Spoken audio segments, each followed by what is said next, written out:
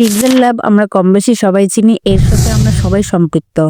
আজকে আমি 5টি টিপস দেখাবো যে টিপসগুলো দেখলে আপনাদের পিক্সেল ল্যাব ব্যবহার করতে খুব সুবিধা হবে। নাম্বার 1, যখন আমরা ক্রোম ব্রাউজার থেকে কোনো পিএনজি ফটো ডাউনলোড করি, সেটা যখন ডাউনলোড করার পরে দেখি যে এটা পিএনজি হয় নাই, পিএনজি করে নেবেন, সেটাই দেখাবো। নাম্বার 2, থাম্বনেল বানানোর সময় আমাদের থাম্বনেল কোয়ালিটি নষ্ট হয়ে যায়। সো কিভাবে থাম্বনেল কোয়ালিটি ঠিকঠাক করবেন সেই সাইজটাই আমি আপনাদেরকে দেখাবো।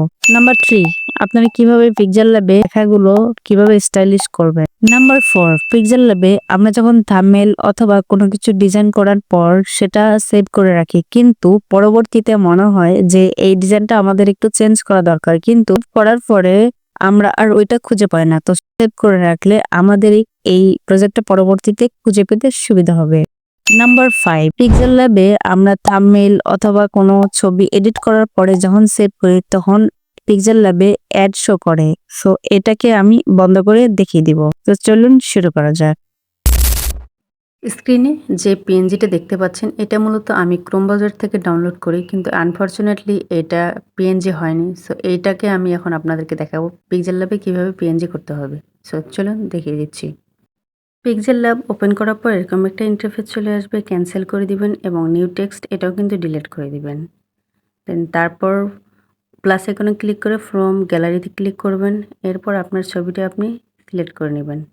আমি আমার ছবিটি সিলেক্ট করে নিচ্ছি। এই যে দেখুন ছবিটি কিন্তু পিএনজি হয়নি। সো এটাকে আমরা এখন পিএনজি করে নিব। বাছাই করা ছবিটি সিলেক্ট করার পরে ডান দিকে স্ক্রল করতে থাকুন। দেন কালার ইরেজ অপশনে ক্লিক করুন। এটা ইনেবল করে দিন এবং নিচে টু লেন্স এটা একটু বাড়ায় দিবেন। আমি পুরো দিয়ে দিচ্ছি, আপনারা আপনাদের মতো করে দিয়ে দিবেন। আমি আপনাদের বোঝার সুবিধার্থে স্ক্রিনটাকে একটু জুম করে নিয়েছি।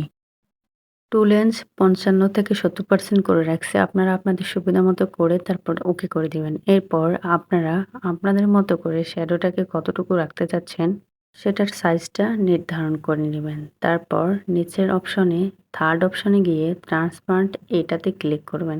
যখন আপনাদের ছবিটা ট্রান্সপারেন্ট করা হবে তারপর আপনারা সেভে ক্লিক করে আলটাতে সেভ করে নেবেন। দেন হয়ে যাবে আপনাদের পিএনজি রেডি। সো দেখুন আমাদের পিএনজি রেডি। তো চলুন এবার পরবর্তী স্টেপে। পিক্সেল ল্যাব ওপেন করে ডান দিকে 3 ডট আইকনে ক্লিক করে ইমেজ সাইজ অপশনে ক্লিক করবেন। দেন এখান থেকে উইডথ এবং হাইট চেঞ্জ করব। আমি এখানে 2560 এবং 1440 এই সাইজটা সিলেক্ট করে নিচ্ছে। আপনারা এই সাইজে নিলে আপনার কোয়ালিটি একদম 100% ওকে এবং প্রিমিয়াম হয়ে যাবে। দেন এখান থেকে সেভ আইকনে ক্লিক করবেন এবং সেম প্রসেসে আল্ট্রাতে ক্লিক করবেন। দেন আপনাদের থাম্বনেল রেডি। এবং একই ওয়েতে আপনারা চাইলে প্রজেক্টের মধ্যেও ক্লিক করে প্রজেক্ট লিখে সেভ করে রাখতে পারেন। এতে করে আপনারা পরবর্তীতে যদি এই থাম্বনেলটা এডিট করতে চান তাহলে সেভ প্রজেক্টে গিয়ে সেম প্রসেসে আপনি এই থাম্বনেলটি এডিট করতে পারবেন।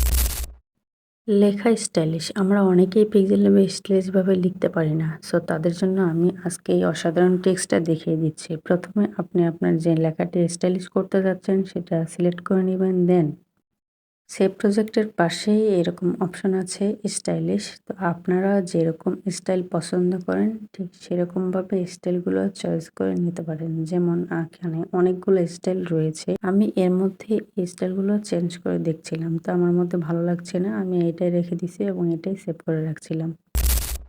পিক্সেল ল্যাবে একটা ছবি সেভ করলেও কিন্তু বিজ্ঞাপন চলে আসে। তার জন্য আমাদের সিম্পল একটা কাজ করতে হবে। পিক্সেল ল্যাব অ্যাপটি ট্যাপ করে ধরে অ্যাপ ইনফোতে ক্লিক করতে হবে। দেন এখান থেকে মোবাইল ডাটা অ্যান্ড ওয়াইফাই এটা অন থাকলে এটাকে অফ করে দিতে হবে। ব্যাস কাজ শেষ। এরপরে দেখুন পিক্সেল ল্যাবে আমি এই লেখাটিকে এখন সেভ করব। দেখলেন তো সেভ করার পরে কোনো বিজ্ঞাপন চলে আসলো না। সো বন্ধুগণ, আশা করি আপনাদের সবার ভিডিওটা খুব ভালো লেগেছে। আর ভিডিওটা যদি সবার কাজে এসে থাকে তাহলে অবশ্যই লাইক, কমেন্ট অ্যান্ড শেয়ার করে পাশে থাকবেন। আসসালামু আলাইকুম। ধন্যবাদ।